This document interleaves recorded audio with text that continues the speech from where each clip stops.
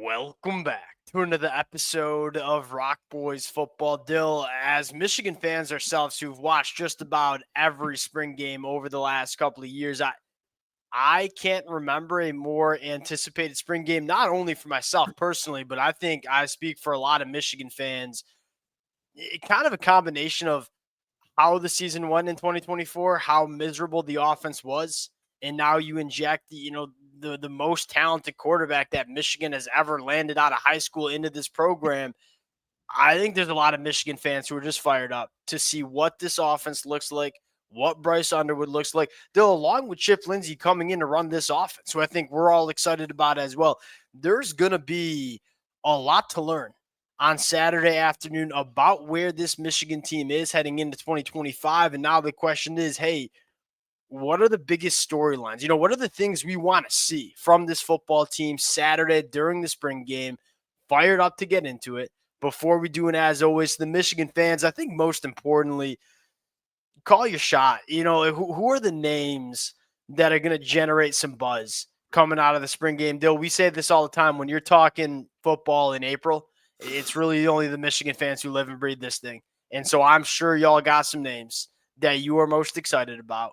Throw it in the comments section. And to the Michigan fans, can't thank you guys enough. It has been so fun talking this team during spring practice, and the amount of support that the Michigan fans have shown the fellas has been amazing.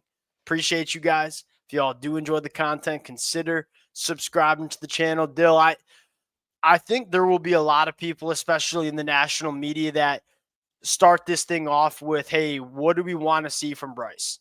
Look, we're going to get into that. That's the main event. But I think one of the biggest question marks, to me, if there's one thing we've learned from Michigan in spring practice is that Bryce Underwood's as advertised. We've been saying this throughout spring ball, whether it's the coaches, the players, the inside sources, they're all singing the same tune about Bryce Underwood. He's talented enough to win a lot of football games for Michigan in 2025. I think a lot of Michigan fans who follow this program pretty closely, I think the bigger concern for a lot of us is, hey, what do we want to have or what is around Bryce Underwood heading into 2025? Is there enough there at the pass catcher position? Is this offensive line going to be good enough in 2025? I want to start on the offensive line because I think even with Bryce coming in, look, Sherrone Moore is not going to lose the identity of this football team, and that is control the line of scrimmage and have a very effective run game, of which Bryce Underwood helps you out in a massive way in terms of his athletic capabilities. The competition at offensive tackle, I would say it sits like this. Evan Lincoln and Andrew Sprague are probably the front runners to be your starting tackles unless Michigan goes and has Joe Cotton in the portal. But right now, Evan Link, Andrew Sprague, probably your front runners to start at tackle in 2025. What name intrigues you the most to watch during Saturday during the spring game? It's got to be Brady Norton, and I think we all Yeah, kind of me now too. know that he is up to that weight that he needed to be. I think when we saw the first depth chart in the spring, well, we saw 275 next to it. It's like, okay, so you probably are a year away from Yeah. playing for Michigan in the Big Ten. I mean, if he's at 315, 310, that kind of range, and he is as athletic as he was at Cal Poly, he certainly could be in the mix for the starting tackle spot. And then my question is, because I'm the same with you. Like, it's Brady Norton, and I'm fired up to see Andrew Sprague. And the thing with Andrew Sprague is, look, we didn't have him in the spring game last year. Like, this is his first full year, winter conditioning spring practice with Michigan. This kid's supremely talented. And you saw a true freshman who wasn't enrolled for spring play pretty dang good against Alabama in that bowl game. Andrew Sprague's up there for me. But I'm kind of with you. I love the athleticism that Brady Norton has. And if you're telling me he's, has the Big Ten size and physicality that he needs, like that's an answer. That's a potential That's answer. not even me necessarily saying I think he'll start. I just think he's put himself much more in the mix for this year. Agreed. Where again, like earlier in the winter when we saw the first roster come out again, I was kind of like, okay, so this is probably an Andrew Sprague, Evan Link, unless Andrew Babalola can really make something happen, which it sounded like it was always kind of going to be Link and Sprague. And I'm not excited to see those guys. I just kind of have a sense of what they are. Like, yeah, you certainly hope you see Oh, some. you do not have a sense of what Andrew Sprague is. Well, no, This kid. but my itch to see what he is as a football player has been scratched to an extent because it's like, oh, he did play really well against Alabama. We were excited to see it. Yeah. I'm just like Brady Norton, we really don't know anything about because Cal Poly is it's not pretend football compared to Michigan, but it's like something like that. It's Yeah, it's just like such a little how is he gonna manage that jump? And then Dylan, here's like one like kind of this is a little off-roading nitty-gritty. If Brady Norton does emerge as a guy that can start a tackle and maybe a guy that you like more than an Evan Link, does Evan Link kick down to guard? Because you've heard about Evan Link maybe moving to guard at some point. So like, do we see Evan Link at guard at all? What's going to be the starting five for this Michigan team? And Dill, of course, I'm excited to see Andrew Babaloa. And he's a guy that might not be in it in spring, but then you get that summer conditioning period in, and then you arrive at fall practice, and that might be a little bit of a different story. But I think the offensive line to me is huge. I mean, one, you want to protect your true freshman quarterback. And number two, you want to give him a good run game. Like, I want to see this Michigan offensive line move some bodies off the line of scrimmage. And the special part is you're going to get a sense of how good this offensive line is. Like, when you're trying to block up a guy like Derek Moore, you're going to know, like, all right, just how good are you at that offensive tackle position? Pass catchers. I'll give you the floor again. The pass catcher that you are most excited to see in this Chip Lindsey offense going into Saturday? Well, it's gotta be McCulley, and I know that's kind of like a It cliche has answer, to but be. I feel like again, like right now, what we've kind of heard coming out of spring is that he is that guy. He does have that ability to be your number one, Yes. and a good enough number one where you're not like where you were last year, where you felt like you had a bunch of number twos kind of thing, and you just didn't have that Yep. guy who you felt particularly great about. Yeah, even saying number twos might be a little generous to what they were doing. But Donovan McCulley's got to be the guy, right? Like, what can he do in terms of opening this offense up and being able to push the ball down the field a little bit Yeah. more? Jamar Broder, he's certainly in there. Like, I'm excited to see what he can do because you've seen some cool videos come out of him in the spring as well. But it's really probably all about McCulley for me. I probably agree. And it's really cool to hear him kind of emerge as that wide receiver one. He's a guy that I feel like there's a lot of people in the national media that say, hey, we know what he is. He's a fifth-year senior coming from Indiana. Like, this dude was playing quarterback 2 years ago for Indiana.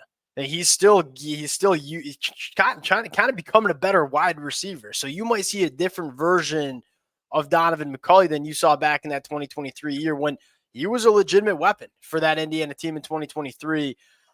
I'll say Freddie Moore just in terms of like what's he look like in a passing attack that's legit. I'll throw one more in too, Hogan Hansen. Dill, and this kind of goes into the next conversation of like the Chip Lindsey offense is also a storyline. Like, what are we doing on offense that's different from Kirk Campbell? It's going to be a lot. Everybody's talking about how Michigan's pushing the ball vertically down the field more. I think another kind of sneaky storyline is for the first time in a long time, we're probably not going to play as much 12 personnel. And who's going to be that tight end that's playing the bulk of the snaps? And look, I like Marlon Klein, but I love Hogan Hansen too. What tight end kind of emerges of, hey, when we're only going with one tight end, who's going to be the difference maker at that tight end position?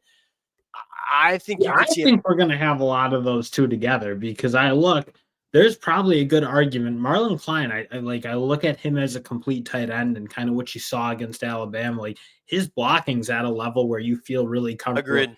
being that Yeah. inline guy. I don't Yeah. think that's ever really going to be Hogan Hansen's game, to be honest. But Hogan Hansen can't not be on the field for this program. Like I see what this wide receiver room looks like compared to the talent I think he has. I think his ability to kind of split out and be a difference maker on the boundary, Yeah. I think you can play those two Well, together that's pretty one of the consistently. things and so you go to Chip Lindsey at UNC, you didn't see a lot of 12 personnel, but he also didn't have two tight ends that could play at a high level at North Carolina, or at least a level we think Marlon Klein and Hogan Hansen can be. And one of the things I love most about Chip Lindsey is not only the offensive scheme, but hey, he simplifies and say, hey, who are our best playmakers? We're going to get them on the football field and give them opportunities. You could make the argument that Marlon Klein and Hogan Hansen might be some of your better offensive playmakers going into If 2025. you So had to put, let's say you put four pass catchers on the field, they're two of your best, at least in my mind right now. yeah, I mean, we're going to find that out during the spring game, but I think that's I wouldn't push back against that sitting here in the middle of April. And again, Especially that because I think Hogan Hansen, like as just a wide receiver, can play a lot better than some of these other guys at Michigan. yeah, and I think it goes to like why we're so excited for the spring game. Like, it's not only Bryce Underwood. It's like, all right, we're figuring out what this offense is going to look like and who the pieces are going to be around Bryce Underwood. Well, Nice because you don't segue even into have, like, the slightest sense, like, at least in, like, 22, 23, we kinda knew well, we knew that's what was gonna be the case, like, you knew it was gonna be a run-heavy team, you knew the tight ends were really good, you knew yeah. JJ was good. Right now, you know absolutely nothing because, like, what they did last year wasn't football. I don't Well, know what that was they were doing off that's the what field. excites me the most about this spring game is even when Michigan was like that national championship caliber football team, you kind of rolled into the spring game like knowing this roster pretty dang well. Like, there wasn't a ton you needed to learn. Now it's like there's a lot to learn from this spring game Saturday afternoon. Bryce Underwood, we kind of buried the lead. We're 10 minutes in, haven't really talked about what we want to see from Bryce. I'll ask you if there what do you want to see it look like from Bryce Underwood Saturday? I wanna see that he can attack downfield. I think, again, that is the first thing I'm gonna be looking at because if that doesn't change, then I won't have as much, like, Yeah, of that hope that we kinda think yeah, about, like, can he hit plays 20, 30 yards down the field with relative ease where that was so hard last year and so difficult to even just, like, make those throws? That's probably what I'm gonna be looking. I know a lot of people are gonna say, "Oh, does he have command of the offense?" Like, I just feel like he's too talented to, like, have that be the sticking point. I just wanna see that, like, yeah, this guy is kinda ready to be a yeah. I want to playmaker see year one. the playmaking ability, and I'm with you. Like that's kind of low hanging fruit. Like if you're gonna start from Michigan, you have to. And look, he's gonna be a true freshman. We're not expecting it to be pretty all the time. But I want to see the playmaking. And that's the thing that I think nobody talks enough about when it comes to Bryce Underwood. We talk about the big arm and how we can access the deeper third. Dill, one of the things I loved most about JJ and was one of the most frustrating things to watch in the 2024 year was the lack of difference making and playmaking ability from the quarterback spot. Like when things broke down for Davis Warren, he kind of like Cade McNamara, it was going for a sack. Like it was negative play. He couldn't get himself out of trouble. And then JJ, why did we kind of elevate to a national championship team? Because he had that ability to make, what did Jim Harbaugh always say? Make wine out of water. I think Bryce Underwood has that very similar capability. And I don't know how much they'll allow him to play some backyard football because you're going to keep him Well, healthy. You don't want that's to I take him in. imagine we won't get to see the full slate of that, but again, I think you just wanna see that, yeah, he has the ability to run a high-powered offense Yeah. because I think that's just something, like, it's so hard to watch a full season of football where you have none of that ability to hit chunk plays. Like, I wanna Yeah. see them be able to rattle off a handful of those. All right. Defensive side of the football. To me, I don't know if we'll see Wink Martindale throw the kitchen sink at the young cat Bryce Underwood. I don't know if Sherrone Moore is going to let him. If it was up to Wink Martindale, I think he would. And I wouldn't put it past Wink to start setting some pressure packages. The players that I'm most excited to see on the defensive line, it's Trey Pierce and Etta. You look at Michigan specifically on the inside of the defensive line because I fully recognize like Derek Moore, one of the best edge rushers in the country. I don't think that's a crazy thing to say. I think he could be one of the best. When I look at this defensive line and the big question mark around Michigan, especially from the national media, is all right, you're replacing not only Mason Graham, but also Kenneth Graham, like two first-round NFL draft picks. And Lou Esposito, the defensive line coach, been very vocal. Like, look, I don't think we're going to have a Mason Graham. Mason Grahams do not grow on trees. Why can we be a very good defensive line? Why could we arguably be a better defensive line than we were in the 2024 years because of the depth? We know Rayshon Benny. We know Damon Payne. I'll say this. We've heard some phenomenal things about Trey Williams during spring ball.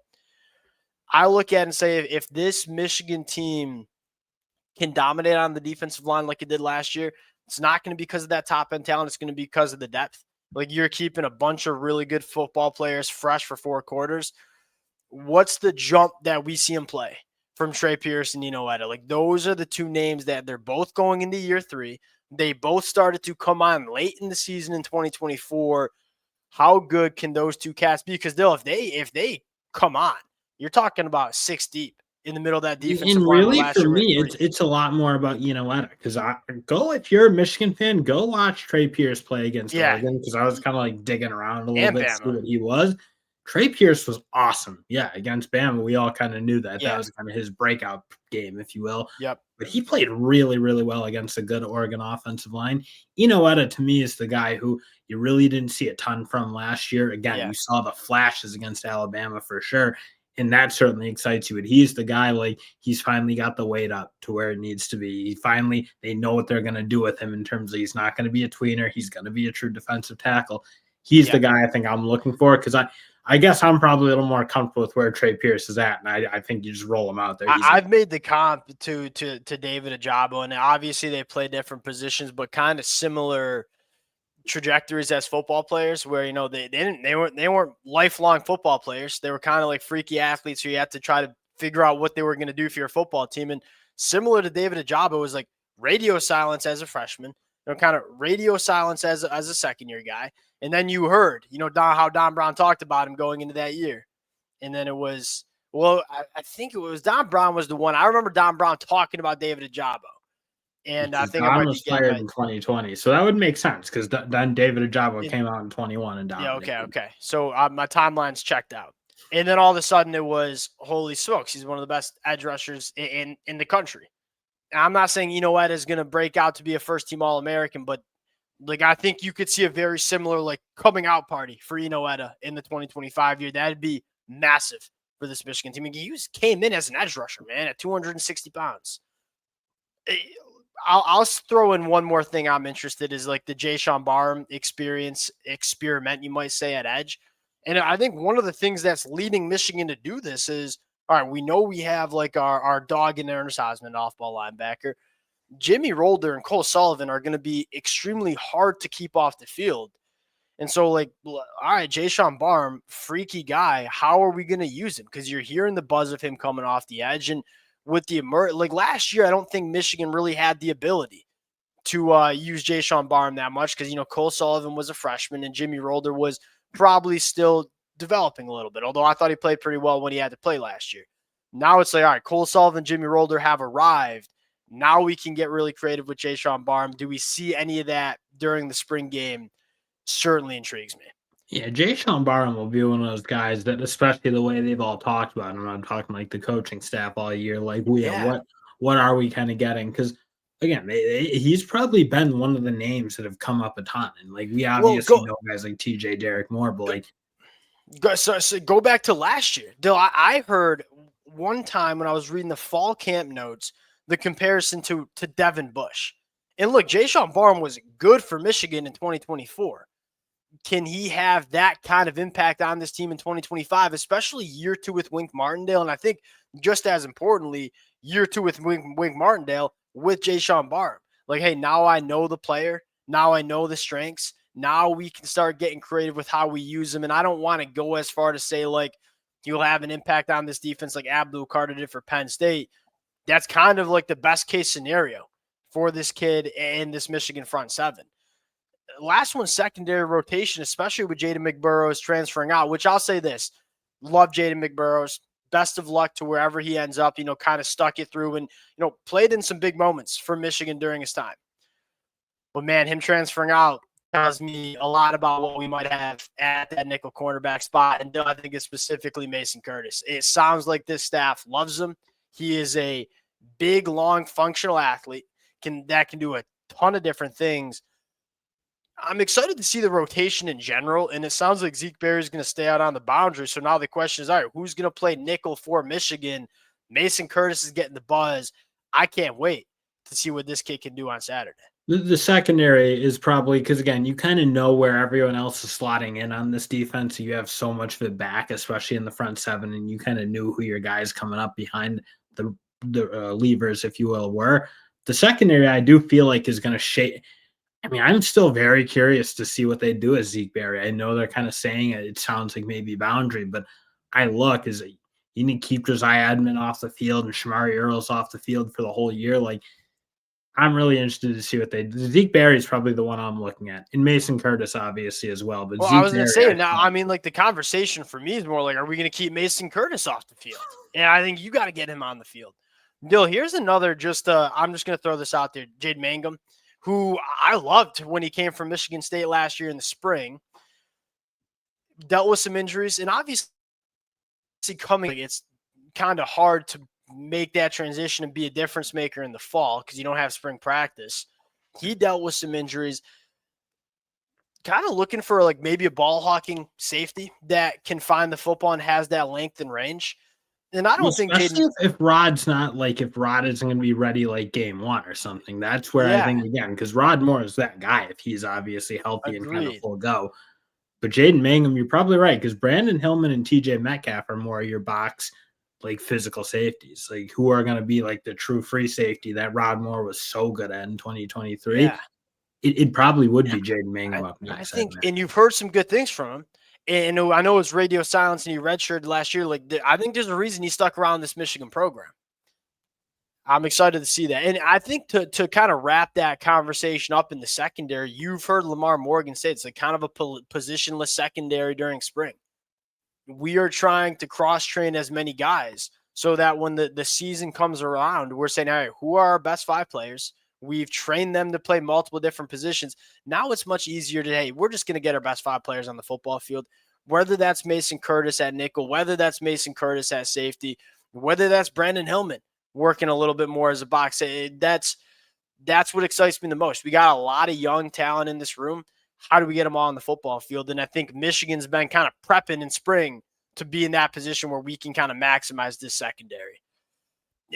Fire me up. And Dylan, we're going to do like 2 separate, we're going to break down what we see in here tomorrow. And then I think that the broadcast on Big Ten Network's the next Saturday. And we'll break that down too once we get eyeballs on it as well. To the Michigan fans who are going to be there, y'all let it fly in the comment section. Obviously, let it fly tomorrow when we recap it.